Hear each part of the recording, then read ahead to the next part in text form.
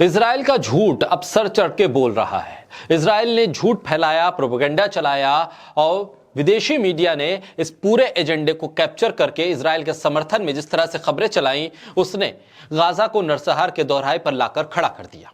न सिर्फ विदेशी मीडिया बल्कि भारत का गोदी मीडिया भी इजराइल करता हुआ नजर आया। ये कहने लगा कि हमास ने बेदर्दी से हत्या कर दी इजराइल के रहने वाले बेगुनाह लोगों की, इसलिए हमास के नाम पर गाजा पर हमला सही है। उसका जस्टिफिकेशन देने लगा वो मीडिया का वर्ग जो सिर्फ और सिर्फ इजराइल के नजरिए से देख रहा था, इजराइल के चश्मे से सोच रहा था। उन तमाम लोगों के दिलो दिमाग पर सिर्फ इजराइल का एजेंडा हावी था, जो ये कह रहे थे कि गाजा में जो कुछ इजराइल कर रहा है वो सेल्फ डिफेंस है, आतंक का खात्मा है, ऐसा होना चाहिए था। लेकिन अब जो खबरें छन छन कर बाहर आ रही हैं, जो लोगों के बयान आ रहे हैं, जो स्टडीज सामने आ रही है, वो ये बता रही है कि 7 अक्टूबर को जो कुछ हुआ था वो इजराइल का करा धरा था। इजराइल ने अपने ही लोगों की हत्या अपने ही सैनिकों से करवा दी और पूरा का पूरा एजेंडा गाजा में रह रहे लोगों के नरसंहार का रच दिया। बोलता हिंदुस्तान पर मैं हूं आपके साथ मिर्जा शाकिर अली बेग। प्रोफेसर जॉन, उनका नाम बड़ा मशहूर है। उन्होंने कहा है कि 7 अक्टूबर को बहुत से इजरायली लोगों की हत्या इजराइल के सैनिकों ने खुद कर दी थी और फिर 7 अक्टूबर को हमास पर कार्रवाई का यह एक बहाना बन गया। इसके बाद इजराइल ने कितने झूठ बोले उसकी गिनती नहीं है। कभी यह कहा कि हमास के हमले में 1400 लोग जो इजराइल के थे वो मारे गए।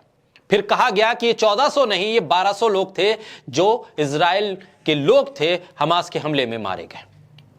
गाजा में इस बहाने से सैकड़ों लोगों की, हजारों लोगों की जानें चली गई। तबाही का मंजर लोगों ने देखा और अब कहा जा रहा है कि 695 इजरायली मारे गए। और खबर यह भी सामने आ रही है कि इजराइल ने अपने ही सेना से अपने ही लोगों की हत्या करवा दी। बेंजामिन नेतन्याहू का झूठ नए इतिहास को रच रहा है। एक नरसंहार की घड़ी गाजा में इस झूठ के आसरे रच दी गई। स्टीव क्लेमेंस के साथ एक बातचीत के दौरान ये जॉन ने अपने एक एपिसोड की रिकॉर्डिंग में यह भी बता दिया कि किस तरह से अमेरिका के इशारे पर वहां के मीडिया ने इस पूरे के पूरे युद्ध को, इस पूरे के पूरे नरसंहार को जस्टिफाई करने की कोशिश की। जॉन ने अपनी बातचीत के दौरान बताया और इजराइल के इस नरसंहार के पूरे एनालिसिस को सामने रखा और बताया कि किस तरह से गाजा की आबादी को ध्वस्त करने के लिए, उनको नरसंहार के बुहाने पर खड़ा करके उस पूरे इलाके को खाली करवाने के लिए किस तरह से प्रोपेगेंडा, एजेंडा और झूठ को फैलाया गया। आम नागरिकों की हत्या की जो हजारों में है, घरों को तबाह किया गया, अस्पतालों को निशाना बनाया गया, फिलिस्तीनी आबादी को गाजा से बाहर धकेलने के लिए हर वो कोशिश की गई जो मानवता और इंसानियत के खिलाफ थी। हर वो काम किया गया जो इंसानियत के दुश्मन कर सकते थे और इसे हैनिबल सिद्धांत का रूप दे दिया गया। हैनिबल थ्योरी के तौर पर इसकी चर्चा की जाने लगी। ये बहुत दुखद था।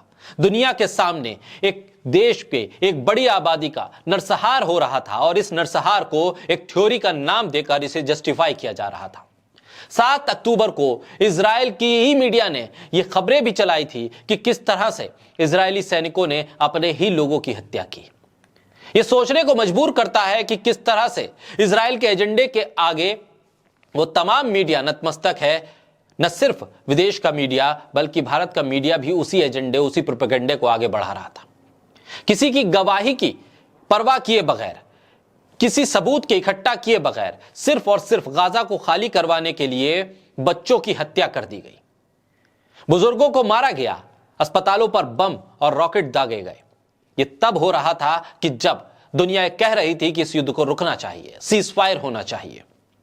सीजफायर की आवाजें उठ रही थी, लेकिन सीजफायर होता कैसे जब एक एजेंडा हावी था। नरसंहार का एक एजेंडा अमेरिका ने रच दिया था और इजराइल उसको अमल में लाने की कोशिश कर रहा था और इसके लिए उसने झूठ के सहारे किसी हमले को फिल्माया गया और फिर उस वीडियो को सर्कुलेट किया गया, वायरल किया गया, ताकि दुनिया को बताया जा सके कि हमास ने इजराइल के लोगों के साथ कैसी बर्बरता की है, हमास ने किस तरह से इजराइल के लोगों को मारा है। उस फिल्म को प्रचारित किया गया और लोग उस पूरे फिल्म को देखने के बाद हमास के खिलाफ खड़े होने लगे। इजराइल में मानवता का जो हनन हो रहा था, जो इंसानियत का कत्ल हो रहा था, उसे देखे बगैर उस झूठी फिल्म के सहारे लोग ये कहने लगे कि देखिए हमास ने जो किया वो गलत था, इसलिए इजराइल अपना बदला ले रहा है। पूरी दुनिया को अंधेरे में रखा गया और यह बताया गया कि इजराइल की तरफ से यह सेल्फ डिफेंस है।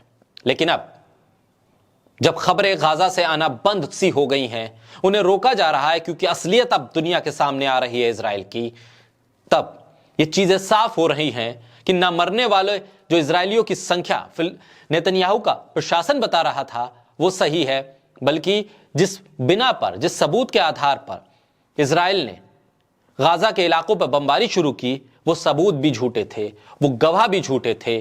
और वो तारीख ये याद रखेगी कि किस तरह से एक झूठ के सहारे पूरे के पूरे गाजा के इलाके में रहने वाले लोगों को नरसंहार की इस आंधी में, इस ईंधन में झोंका गया।